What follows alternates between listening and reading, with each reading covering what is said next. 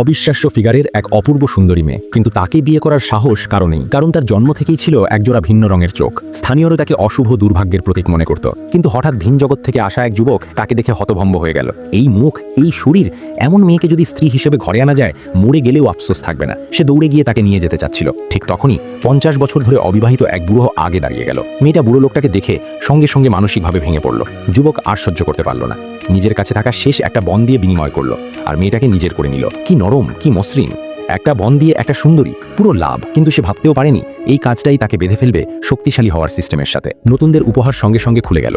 দেবচক্ষু, রক্তবালির তলোয়ার কৌশল, গোপন রক্ত তরবারি, এক সেটেই ফুল পাওয়ার। দেবচক্ষুর সাহায্যে সে এক নজরেই বুঝে ফেলল এই মেয়েটা আসলে পশ্চিম সুরাজ্যের নারী সম্রাজ্ঞী। এটা বিয়ে নয়, এ তো আকাশ থেকে পড়া ধনভাণ্ডার। সে তৎক্ষণাৎ মেয়েটাকে বাড়ি নিয়ে গেল। সেই রাতেই বিয়ের আয়োজন করলো।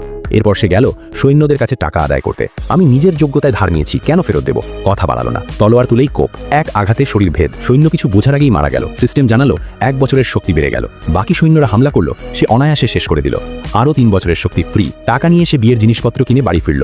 রাতে শান্তিতে বিয়ে সম্পন্ন হলো। পরদিন তার ঘনিষ্ঠ বন্ধু ছুটে এলো, বলল, যাদের তুমি মেরেছ তাদের একজনের ভাই একজন উপকমান্ডার, আজই লোক নিয়ে আসবে বদলা নিতে। কিন্তু যুবক একদম শান্ত।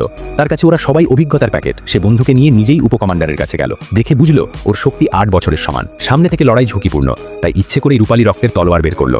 উপকমান্ডার সঙ্গে সঙ্গে লোভে পড়ে গেল। পরক্ষণেই এক ঝলক আলো, মাথা মাটিতে পড়ে গেল। বাকি লোকজন কিছু বুঝে ওঠার আগেই সবাই শেষ। তার শক্তি আবার বেড়ে গেল। পরে আসা সৈন্যদেরও এক কোপে শেষ করলো। বন্ধু হতভম্ব, বারবার বলল, এবার তো বড় বিপদ হয়ে গেল, চলে যাও, আমি আটকাবো। কিন্তু যুবক ঠান্ডা গলায় বলল, আমার উপায় আছে। সে উপকমান্ডারের কাটা মাথা তুলে নিল আর গেল জেনারেলের কাছে আত্মসমর্পণ করতে।